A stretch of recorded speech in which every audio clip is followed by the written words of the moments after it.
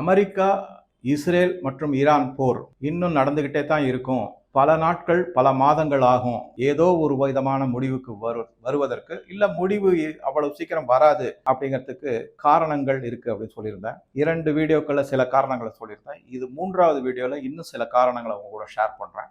இதை தவிர இன்னும் பல காரணங்களும் இருக்கு, அதையும் பார்க்கலாம். இந்த வீடியோல குறிப்பா அமெரிக்க ராணுவத்திடம் இருக்கக்கூடிய இந்த ஆர்ம்ஸ் அண்ட் அம்யூனிஷன் எக்யூப்மெண்ட்ஸ்னு சொல்றாங்கல்ல, அதை பத்தின பல தகவல்களும், அந்த அமெரிக்காவிற்கு எந்த அளவுக்கு சேதங்கள் அதிகமாக ஆயிருக்கு அப்படிங்கிறத பத்தியும் நியூயார்க் டைம்ஸ், அப்புறம் நான் சொன்ன இந்த ஜேம்ஸ் டிஃபென்ஸ் வீக்லி அப்படின்லாம் வருது. அது நான் சொன்ன மாதிரி ரொம்ப காஸ்ட்லி, அது சப்ஸ்கிரிப்ஷன்லாம். சரி, பரவாயில்ல. அதுலெல்லாம் பல தகவல்களை திரட்டுனதுல அவங்க என்ன சொல்றாங்கன்னா, 28ஆம் தேதி பிப்ரவரி 2026 அன்றே போர் ஆரம்பித்தது. அன்னையிலிருந்து முதல் 2-3 வாரத்துக்கு உள்ளாகவே அமெரிக்காவினுடைய ட்ரோன்ஸ், நல்ல எஃபிஷியன்ட் ட்ரோன்ஸ் சொல்றாங்க. அது எந்த அளவுக்கு எஃபிஷியன்ட் அப்புறமா பார்க்கணும். அதை தவிர மிசைல்ஸ், இதுல பாதிக்கு பாதி செலவழிந்து விட்டது, அதாவது உபயோகப்படுத்தப்பட்டு அழிந்து போய்விட்டது அப்படிங்கிறது தான் முக்கியமான செய்தின்னு சொல்றாங்க. சரி, இந்த கேஸ் அந்த மாதிரி இருக்கும்போது என்ன செய்ய முடியும் அப்படின்னு பார்த்தோம்னா, இவங்க என்ன சொல்றாங்கன்னா, இதை எல்லாத்தையும் திருப்பி உற்பத்தி செய்து மீட்டு எடுத்து அமெரிக்க இராணுவத்தை ஒரு முழுமையான தயார் நிலைக்கு கொண்டு வருவதற்கு 4-6 வருட காலம் ஆகும் உற்பத்தி செய்வதற்கு அப்படிங்கிறாங்க. அதுக்குள்ள டெக்னாலஜிலாம் மாறும், அதுவும் இருக்கு, இல்லைன்னு சொல்ல மாட்டேன். நிறைய டெக்னாலஜி மாறும், தாக்குதல் முறைகள் மாறலாம், மிசைல்ஸ், அதுக்கப்புறம் போர் விமானங்கள், எல்லாமே மாறுதல்கள் வரும் அப்படிங்கிறதையும் அவங்க சொல்லியிருக்காங்க. இவங்க பழசை திருப்பி மேனுஃபேக்சர் பண்ண போறாங்களா, இல்ல புதுசா மேனுஃபேக்சர் பண்ண போறாங்களா, என்ன அப்படிங்கிறது ஒரு குழப்பமான நிலையில பென்டகன், அகைன் நான் சொல்றேன், அது பென்டகன் அமெரிக்க இராணுவத்தினுடைய தலைமை செயலகம், அது அவங்க குழப்பத்தில் இருக்காங்கிற மாதிரி நியூஸ் எல்லாம் வந்திருக்கு. சரி, இதுக்கு முக்கியமான காரணம் என்ன அப்படின்னா, பென்டகன் என்ன சொல்றாங்கன்னா, அதாவது ஒரு பண மதிப்பீடுபடி பாத்தீங்கன்னா, அமெரிக்க டாலர்ல கிட்டத்தட்ட 25-40 பில்லியன் டாலர் வரைக்கும் முதல் 2-3 வாரத்திலேயே அமெரிக்கா செலவழித்து விட்டது அப்படிங்கிறாங்க. அதான் அந்த அளவுக்கு பொறுமானம் உள்ள ஆர்ம்ஸ் அண்ட் அம்யூனிஷனை இவங்க தாக்குதல் நடத்தி அழிச்சிட்டாங்க அப்படிங்கிறதா முக்கியமான செய்தி. இதுல குறிப்பா நமக்கே என்ன தெரியும்னா, ஒரு உதாரணத்துக்கு இப்ப ஜெரால்ட் ஃபோர்டு அப்படிங்கிறது, அது ஒரு மிகப்பெரிய போர்க்கப்பல் அமெரிக்காவினுடையது. அது அடிபட்டிருக்கு, கிட்டத்தட்ட 24 மாசம் ஆகும். அதுல தீப்பிடிச்சிருச்சுன்றாங்க. இல்ல ஈரான் மிசைல் அட்டாக்னாலதான் அதுல தீப்பிடிச்சது, ட்ரோன்ஸ் அட்டாக்னால வந்தது அப்படிங்கிறாங்க. அதை பத்தின ஃபுல் டீடைல் போன சில வீடியோல பேசியிருக்கோம், அதை நீங்க பார்க்கலாம். ஸோ இந்த ஜெரால்ட் ஃபோர்டு இப்ப 24 மாதங்களுக்கு அது ரீஃபர்பிஷிங், அதை ரிப்பேர்லாம் செஞ்சு கொண்டு வரணும்னு சொல்லிட்டு அதை திருப்பி அனுப்பிட்டாங்க. அதுக்கு அடுத்தது நீங்க பாத்தீங்கன்னாக்கா F-16, அது கிட்டத்தட்ட ஒரு டசனுக்கு மேல அடி வாங்கியிருக்கு. சில பேர் சொல்றாங்க, எங்களுடைய இதுவே மிசைல்ஸ் அண்ட் ட்ரோன்ஸ் அது தவறுதலா நாங்க தாக்குதல் நடத்திட்டோம். அதெல்லாம் கிடையாது, ஈரான் தாக்குதல் நடத்திருக்காங்கிறது நல்ல தெளிவான. அதுக்கு காரணம் என்னங்கிறத இந்த வீடியோல இன்னும் பல செய்திகள் உங்களுக்கு தெளிவா புரிய வரும். அதுக்கப்புறம் AN/FPS 132 ரேடார், அதை நான் ஏற்கனவே சொல்லியிருக்கேன், பஹ்ரைன்ல இருந்தது. கிட்டத்தட்ட $1.5 பில்லியன் அதனுடைய பொறுமானம். அதாவது $1.5 பில்லியன் 12-13 கோடிக்கு மேல வரும். அமெரிக்கால இருக்கு. அமெரிக்காவுக்கு வெளியில இருக்கக்கூடியது மிக மிக முக்கியமான அந்த ரேடார், அது அடித்து ஒழிக்கப்பட்டதுன்றதை பார்த்திருக்கோம். அதுக்கப்புறம் இந்த ஏர் ரீஃபியூவல், மிட் ஏர் ரீஃபியூவலிங்கிறது, அது இந்த KC-135 விமானங்கள், அதுல பல விமானங்கள் அழிக்கப்பட்டது, தாக்குதல்ல ஈரான் அழிச்சிருக்காங்கிறதை பார்த்தோம். அதை தவிர பலவிதமான மிசைல்ஸ், ட்ரோன்ஸ் எல்லாமே இவங்க போர் தொடுக்கிறேன் ஈரான் மேல ஏவப்பட்டு அதெல்லாமும் அழிந்து போயிருக்கிறதுங்கிறது பார்க்கிறோம். இதை தவிர E-3 சென்ட்ரி அவகஸ் அப்படிங்கிறது, இது மிக மிக, அதாவது விமானம் பறக்கக்கூடிய, அதுல இருக்கக்கூடிய ரடார் சிஸ்டம், அதையும் வான்வெளியிலையும் தாக்குதல் நடத்திருக்காங்க.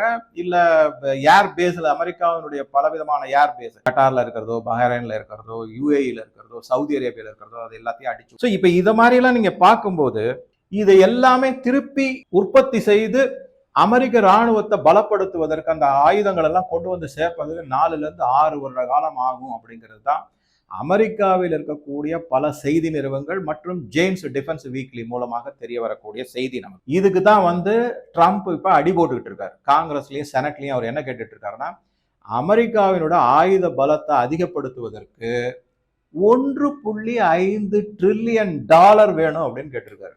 இது ரொம்ப அதிகம், ஆக்சுவலா ரொம்ப அதிகம். ஏன்னா நீங்க ஈரானோ இல்ல இந்தியாவோ இந்த மாதிரி நாடுகள்லாம் பாத்தீங்கன்னா சில 50 இல்ல 100 பில்லியன் அதுக்குள்ளதான் இருக்கும். அந்த அளவுக்கு தான் செலவு இருக்கும். இவங்க 1.5 ட்ரில்லியன் அப்படிங்கிறது இன்ட்டு 1000 போட்டிங்கன்னா கிட்டத்தட்ட உங்களுக்கு வந்து $1500 பில்லியன். அதை 9500ஆல் மல்டிப்ளை பண்ணிங்கன்னா எவ்வளவு கோடி ரூபாய் வருதுன்னு ஒரு உத்தேசமாக நமக்கு ஒரு மதிப்பீடு தெரியும். ஸோ அவர் $1.5 ட்ரில்லியன் கேட்டிருக்காரு. என்ன 1.5 ட்ரில்லியன் $1500 பில்லியன் என்ன உடனே அப்படியே வந்து ராணுவத்துக்கே கொடுத்துட்டு போறாரா? கிடையாது. அதுல ஒரு ஏதோ $50-100 பில்லியன் இவருக்கு நடுவில் கமிஷன் அடிப்பாரு, கொள்ளை அடிப்பாரு, எத்தையோ பண்ணுவாரு. எல்லாம் அமெரிக்கா வந்து ஊழல்ல திளைத்து இருக்கக்கூடிய நாடு. என்ன வேணா சொல்லுவாங்க, பொதுமக்களுக்கு எந்த பாதிப்பும் கிடையாது. அது என்ன அப்ப மேல இருக்கிறவங்க அடிக்கிற கொள்ளையெல்லாம் எந்த கணக்குல சேர்றது அப்படி அதை பத்தி பேசக்கூடாது அப்படின்றாங்க. நாங்க பொதுமக்கள் பாதிப்பு இல்லப்பா, உங்க இந்தியாலயோ தமிழ்நாட்டுல வந்து பொதுமக்கள்லாம் பாதிக்கப்படுறாங்க. உண்மை இல்லைன்னு சொல்லல, அதுக்கு மக்களும் ஒரு காரணங்கிறதை நம்ம உணர வேண்டும். இந்த மாதிரி ஆட்சியாளர்களை கூட்டிட்டு வந்தா சரி, அதை அப்புறமா பார்க்கலாம். இப்ப வந்து எந்தெந்த நாட்டுல, அதாவது அரபு நாடுகள்ல எந்தெந்த நாட்டு மேல எந்தெந்த மாதிரி தாக்குதல்கள்லாம் நடத்தப்பட்டுள்ளது அப்படின்னு பாத்தீங்கன்னா, பஹ்ரைன் முதல்ல எடுத்துக்கிட்டோம்னா 5th ஃப்ளீட் அப்படிங்கிறாங்க. அமெரிக்காவினுடைய 5ஆம் படை அங்க இருக்கு. அந்த இடத்த வந்து 7 ரிப்போர்ட் அதுல பத்தி படிச்சிருக்கு, வந்திருக்கு, எல்லாம் ரிப்போர்ட் பண்ணிருக்காங்க. கடுமையான சேதமாயிருக்கு எல்லாருக்குமே, மிகப்பெரிய அளவிலான சேதம். எந்தெந்த மாதிரி சேதம்னா, சேட்டிலைட் கம்யூனிகேஷன் ரேடார் எல்லாத்தையும் அடிச்சு ஒழிச்சிருக்காங்க ஈரான். அது ஒண்ணு. ரெண்டாவது வேர் ஹவுஸ் ரொம்ப முக்கியம். ஏன்னா அங்கதான் வந்து ஆர்ம்ஸ் அண்ட் அம்யூனிஷன், இந்த ஸ்டாக் எல்லாமே அங்கதான் ஸ்டோர் பண்ணிருக்காங்க. அதை நீங்க தாக்குதல் நடத்தீங்கன்னா அது அப்படியே பத்திக்கிட்டு எரியும். அதுக்கப்புறம் உங்களுக்கு போர் தொடுப்பதற்கான ஆர்ம்ஸ் அண்ட் அம்யூனிஷன் தேவைப்படுமே, அது எங்க போறது? ஸோ அந்த வேர் ஹவுஸ், மிகப்பெரிய வேர் ஹவுஸ் எல்லாம் தாக்குதல் நடத்துறாங்க பஹ்ரைன்ல. அதுக்கப்புறம் ஈராக் எர்பில் மிலிட்டரி பேஸ ஈரான் தாக்குதல் நடத்திருக்கு. அங்கேயும் அட்மினிஸ்ட்ரேட்டிவ் பில்டிங் மற்றும் வேர் ஹவுஸ் தாக்குதல் நடத்தப்பட்டிருக்கு. ஜோர்டான்ல வந்து சால்ட் ஏர் பேஸ்னு ஒன்று இருக்கு, அதுல தாக்குதல் நடத்தி ரன்வே எல்லாம் அடிச்சு ஒழிச்சிருக்கு. அங்கிருந்து போர் விமானங்கள் புறப்படுவதற்கோ திரும்பி வருவதற்கோ ஆன சாத்தியக்கூறுகள் குறைந்து போய் உள்ளது. பண்ணுவாங்க, என்னதான் தாக்குதல் நடத்தினாலும் ஏதோ ஒரு ஸ்ட்ரிப்பை வச்சு மேனேஜ் பண்ணுவாங்க. ஒரிஜினலா இருந்தது அதனுடைய 100% பயன்பாடுங்கிறது முடக்கப்பட்டுள்ளது ஈரான்னால தாக்குதல் நடத்தி. ஜோர்டான் மேல தாக்குதல் நடத்திருக்காங்க. அதுக்கு அடுத்தது பாத்தீங்கன்னா குவைத் ஏகப்பட்ட பிரச்சனை வந்திருக்காங்க.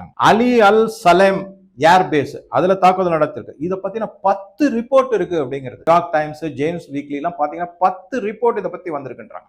குவைத்துல அங்க நடந்திருக்கக்கூடிய சேதங்கள் மிகப்பெரிய அளவு. திருப்பியும் அங்கேயும் வந்து என்ன பண்ணிருக்காங்க, ஆர்ம்ஸ் அண்ட் அம்யூனிஷன் டெப்போஸ் எல்லாம் அடிச்சிருக்காங்க. அது நீங்க யோசிச்சு பாருங்க, அந்த ஆர்ம்ஸ் அண்ட் அம்யூனிஷன் கொளுத்தப்பட்டாக்க அதுல இருந்து வெளிப்படக்கூடிய சேதங்கள் இன்னும் அதிகமா இருக்கும். அந்த சுற்று வட்டாரம் ஃபுல்லும் சேதத்துக்கு உள்ளாக்கப்படும்.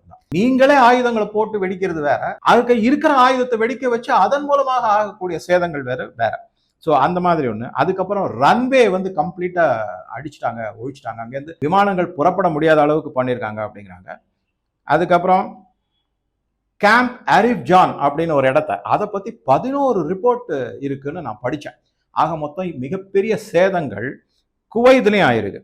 அதுக்கப்புறம் குவைத்தில் இருக்கிற ஷுவைபா போர்ட், அந்த துறைமுகத்தையும் தாக்குதலுக்கு உள்ளாக்கி அங்கேயும் பலவிதமான சேதங்கள் ஆயிருக்கு. அதுக்கப்புறம் கேம்ப் ப்ளூ ஹெரிங் அப்படிங்கிறதுல அங்க வந்து சேட்டிலைட் கம்யூனிகேஷன் மற்றும் ஹேங்கர், அதாவது விமானங்கள்லாம் நடத்தக்கூடிய இடம், அதை எல்லாமும் மிகப்பெரிய சேதத்துக்கு உள்ளாயிருக்கு ஈரானுடைய தாக்குதல்னால அப்படிங்கிறதையும் படிச்சிருக்கேன். இதை தவிர அடுத்ததை எதை பார்க்குறோம் அப்படின்னா கட்டார். அது வந்து ரொம்ப ரொம்ப ஃபேமஸ், உங்க எல்லாருக்குமே தெரியும், நீங்களே படிச்சிருப்பீங்க. அதெல்லாம் அல் உதைத் ஏர்பேஸ், அமெரிக்காவினுடைய ஏர்பேஸ். அதுதான் முக்கியமான இராணுவ தளம், அதாவது விமான போர்த்தளம். அந்த ஏர்பேஸ் வந்து மிகப்பெரிய சேதத்துக்கு கிட்டத்தட்ட 70% அங்க டேமேஜ் ஆயிருக்கு அப்படிங்கிற ரிப்போர்ட்லாம் வந்திருக்கு. அதை பத்தியும் கிட்டத்தட்ட 5-6 ரிப்போர்ட், ஒவ்வொரு ரிப்போர்ட்லயும் சில பக்கங்கள் இருக்கு. அதை ஃபுல்லும் படிச்சா தலை சுத்தம் நமக்கு. அந்த மாதிரி அதுல குறிப்பா என்ன பண்ணிருக்காங்கன்னா, ரன்வே, அதாவது ராணுவ விமானங்கள், விமானப்படையினுடைய விமானங்கள் எதுவுமே அங்கேருந்து டேக் ஆஃபோ இல்ல லேண்டிங்கோ ஆகவே முடியாத அளவுக்கு ரன்வேக்கள் எல்லாம் சேதப்படுத்திருக்கு அப்படிங்கிறாங்க. சவுதி அரேபியாலையும் இதே மாதிரி ஒரு பெரிய சேதம் நடந்திருக்கு. அது என்ன அப்படின்னு பார்த்தீங்கன்னா, பிரின்ஸ் சுல்தான் ஏர்பேஸ், அது மிகப்பெரிய தாக்குதலுக்கு உள்ளாயிருக்கு. அங்க நிறுத்தப்பட்ட F-16 விமானங்களாமும் தாக்குதலுக்கு உள்ளாயிருக்கு அப்படிங்கிறத நாம பாக்குறோம். இந்த ரிப்போர்ட்ல இருந்தெல்லாம் அதெல்லாம் நிறைய தெரிய வருது. நம்ம அதை தவிர சவுதி அரேபியாலையும் வேர் ஹவுஸ் மற்றும் ரடார் ஸ்ட்ரக்சர் அது எல்லாத்தையும் அடிச்சு மிகப்பெரிய சேதத்துக்கு உள்ளாக்கப்பட்டிருக்கு அப்படிங்கிறது தான் முக்கியமான செய்தி. இதுக்கு அப்புறமா UAE வருது. அதை பத்தி நான் தனியா வீடியோ இல்லாம போட்டிருக்கேன், உங்க எல்லாருக்குமே தெரியும். அதுல வந்து அல் தஃப்ரா ஏர்பேஸ் அது சேதப்படுத்தப்பட்டுள்ளது. அதை பத்தின 11 ரிப்போர்ட் இருக்கு அப்படின்னு நியூயார்க் டைம்ஸ் சொல்லியிருக்காங்க. நியூயார்க் டைம்ஸ் மட்டும் இல்லை, வாஷிங்டன் போஸ்ட்ல வருது, அதுக்கப்புறம் வால் ஸ்ட்ரீட் ஜேர்னல்லையும் வருது. ஏன்னா வால் ஸ்ட்ரீட் ஜேர்னல் எதனால முக்கியத்துவம் வாய்ந்ததுன்னா, போர் அடிப்படையில தான் பங்கு வர்த்தகம் நடக்கும், அப்படியே நிமிஷத்துக்கு நிமிஷம் மாறும். அதனால வால் ஸ்ட்ரீட் ஜேர்னல் ரொம்ப ரொம்ப இம்பார்ட்டன்ட். ஸோ அங்க இருக்கிற ஹேங்கர் இதெல்லாமும் அடிக்கப்பட்டுள்ளது. அதுக்கப்புறம் அல் ருவைஸ் மிலிட்டரி பேஸ், இது வந்து ஏர் பேஸ் கிடையாது, அல் ருவைஸ் மிலிட்டரி பேஸ் யுஏஇல இருக்கு. இதுவும் அமெரிக்காவால ஸ்தாபிக்கப்பட்டது தான். அந்த இடத்துலையும் பெரிய சேதங்கள்லாம் ஏற்பட்டிருக்கு அப்படிங்கிறத சொல்லியிருக்காங்க. அங்கேயும் வேர் ஹவுஸு, பல விதமான பில்டிங்ஸ். இதை தவிர இதுலேயும் ஒரு 7-8 ரிப்போர்ட் வந்திருக்குன்னு படித்தேன். இதை தவிர உங்க எல்லாருக்குமே தெரியும், யுஏஇல பொதுமக்கள் வசிக்கக்கூடிய பல இடங்கள், புர்ஜ் கலீஃபா பக்கத்தில் இருந்தது, ஹோட்டல்கள், இவை எல்லாமே தாக்குதலுக்கு உள்ளாயிருக்குன்னா, multi storey building, residential complex எல்லாமே தாக்குதலுக்கு உள்ளாக்கப்பட்டு மிகப்பெரிய சேதமாயிருக்கு.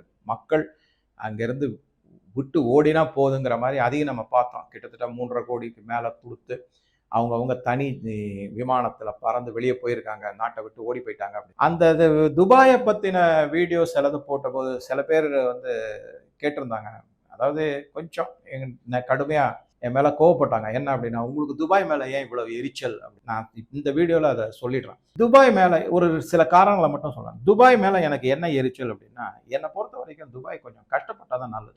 இந்தியாவிற்கு எதிராக அவ்வளவு நடவடிக்கைகளை துபாய் ஈடுபட்டிருக்கு. நம்பர் 1 சொல்றேன், கேட்டுக்கங்க. இந்த மும்பையில இருந்த பயங்கரவாதி இருக்காரு தாவூத் இப்ராஹிம், இந்த நாட்டுக்கு எதிராக மிகப்பெரிய அளவுல பல அழிவுகளை ஏற்படுத்தியவன்.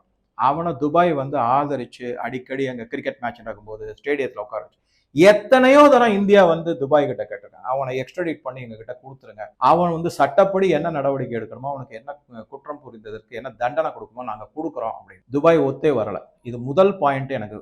ஏன்னா நான் திருப்பியும் சொல்றேன், அந்த தாவூத் இப்ராஹிம் மும்பையில இருந்தா, அந்த மும்பையில நடந்த தாக்குதல்கள்ல 3 தாக்குதல், வெடிபொருள் தாக்குதல் பொழுது நான் என் கண் முன்னாடி இருந்து பார்த்துருக்கேன். ரொம்ப க்ளோஸா இருந்திருக்கேன். நான் சொல்றதெல்லாம் 200 மீட்டர் 500 மீட்டர் தூரத்துல நான் இருந்து என் கண் முன்னாடி பார்த்துருக்கேன். அவ்வளவு உயிர் சேதங்கள், பொருள் சேதங்கள். அவனை வந்து துபாய் நமக்கு கைது செய்து நம்ம கிட்ட ஒப்படைக்கிறதுக்கு முன் வரவே இல்லை.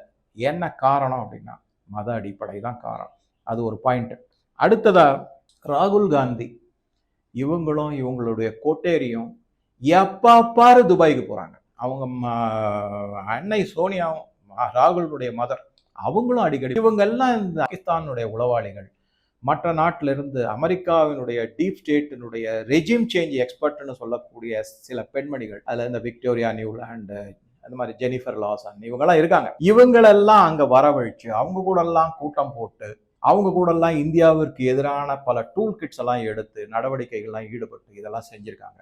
அது எனக்கு மனசுக்கு வருத்தம் தரக்கூடிய செய்தி.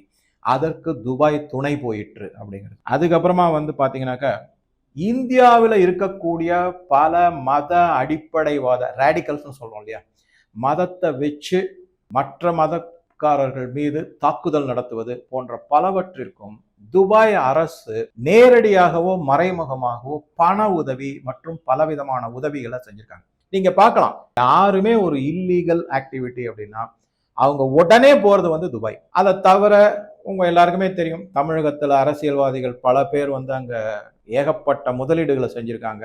கொள்ளையடிச்சு கொண்டு போய் முதலீடுகள் செஞ்சிருக்காங்க. அதை துபாய் வந்து வரவேற்றிருக்காங்க. இது வந்து இந்தியாவிற்கு எதிரான ஒரு செயல்.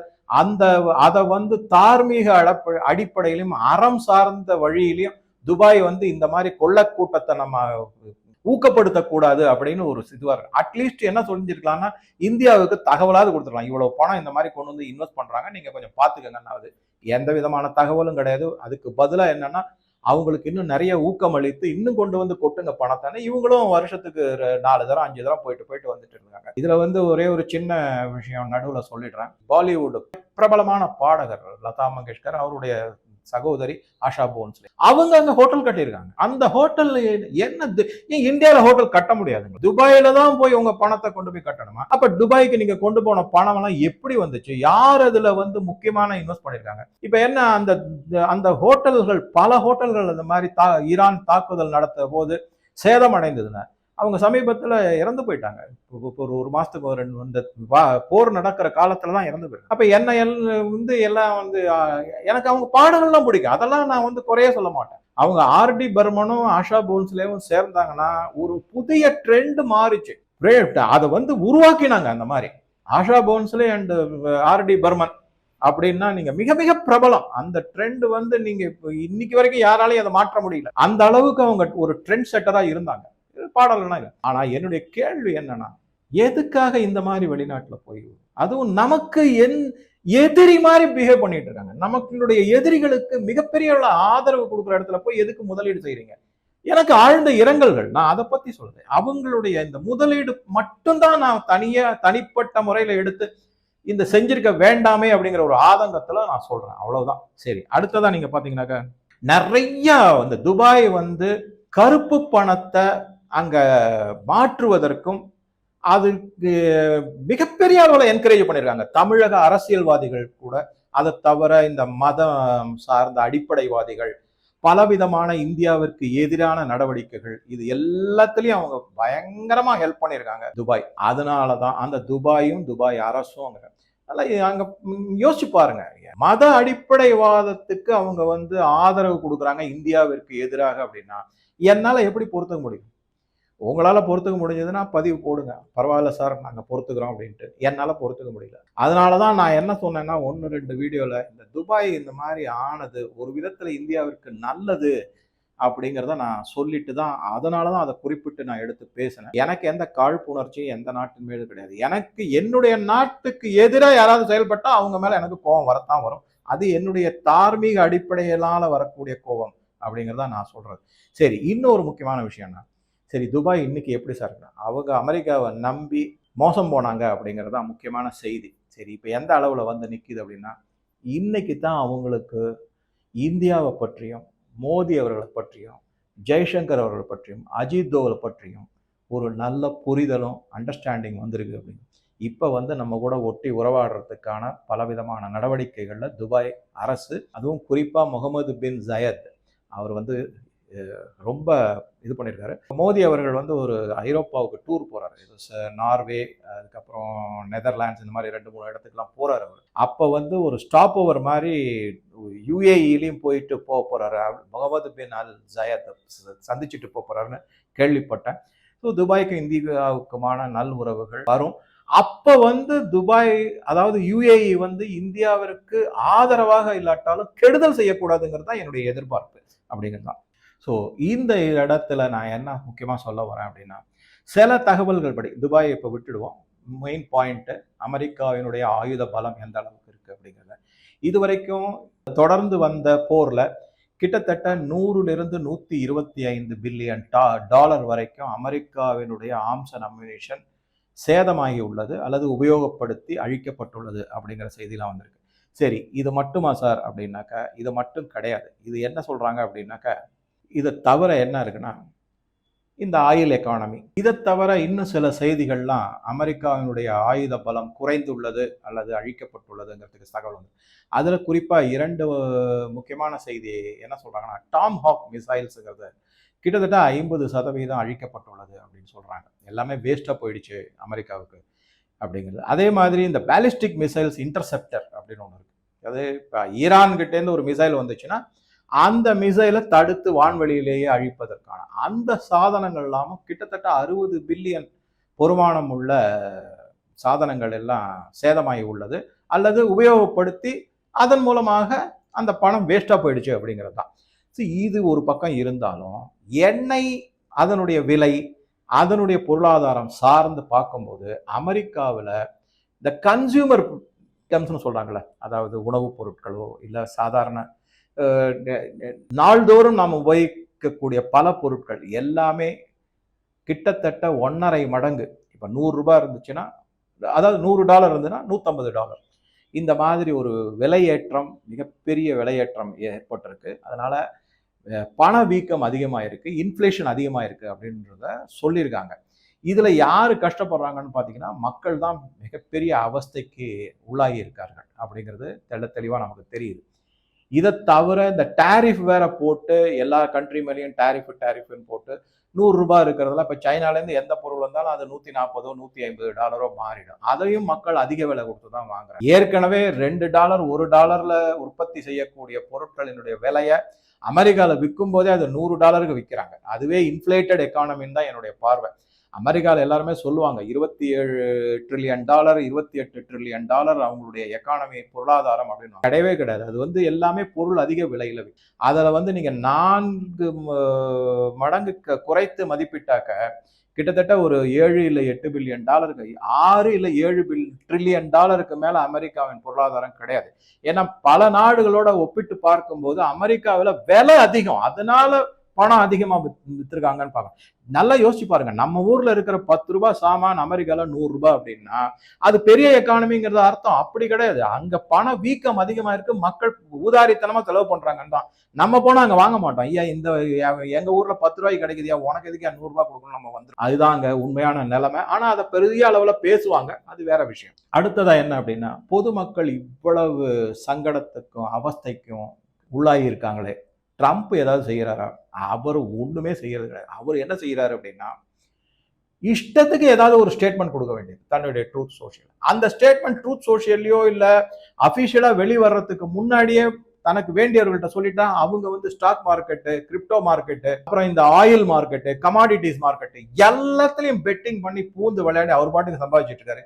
இங்க மக்கள் பாட்டுக்கு அவஸ்தைப்பட்டு இருக்காங்க. இது ஒரு பக்கம். இதை விட இன்னொரு அமெரிக்கா தொடுத்த போர்னால உலகத்துல பல நாடுகளும் சங்கடத்துக்கு உள்ளாய். சொல்லலாத பொருளாதார சங்கடம் எல்லா நாட்டுக்கும் ஏற்பட்டிருக்கு. இதெல்லாத்தையும் நீங்க கூட்டி கழிச்சு பாத்தீங்கன்னா எப்பேற்பட்ட ஒரு பொருளாதார இழப்பு அப்படிங்கிறது நம்மளால கணக்கிடவே முடியாது. அதுக்கு ஒரு உதாரணமா எதை சொல்லலாம், அமெரிக்க பங்கு மார்க்கெட்ல மட்டும் இந்த யுத்தம் ஆரம்பித்ததுல இருந்து கிட்டத்தட்ட 5000 6000 பில்லியன் அதாவது $5 ட்ரில்லியன் $6 ட்ரில்லியன் வரைக்கும் நஷ்டமாகி இருக்கு அப்படிங்கிறதா முக்கியமான செய்தி. நஷ்டத்திலையும் ட்ரம்ப் சம்பாதிச்சிருக்காருங்கிறதும் இன்னொரு உண்மையான. ஆக மொத்தம் நான் அடிக்கடி என்ன சொல்லுவேன் அப்படின்னா, இந்த உலகத்துக்கே மிக மிக பயங்கரவாத நாடு என்ன பொறுத்த வரைக்கும் அமெரிக்கா தான்.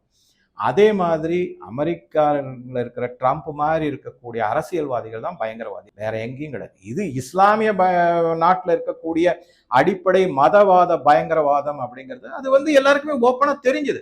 ஆனா நம்ம எல்லாரும் ஏதோ இவன் பெரிய நாகரிகமான நாடு, வளர்ச்சி அடைந்த நாடு, வெஸ்டர்ன் சிவிலைசேஷன் அது இதெல்லாம் பேசிக்கிட்டு இங்க கோட்டு சூட்டு பூட்டு எல்லாம் போட்டு சொல்றாங்களே, அதெல்லாம் எல்லாம் ஃப்ராடு அப்படிங்கிறது தான் என்னோட பார்வை. இது மாதிரி இன்னும் பல தகவல்கள் இந்த போர் தொடர்ந்து நடந்துகிட்டு தான் இருக்குங்கிறதுக்கு பல தகவல்கள், பல செய்திகள்லாம் இருக்கு. அதை இல்லாமல் இன்னும் சில வீடியோவில் பார்க்கலாம். ஸோ இந்த வீடியோ பற்றிய உங்கள் கருத்துக்களை பதிவிடவும் நன்றி, வணக்கம்.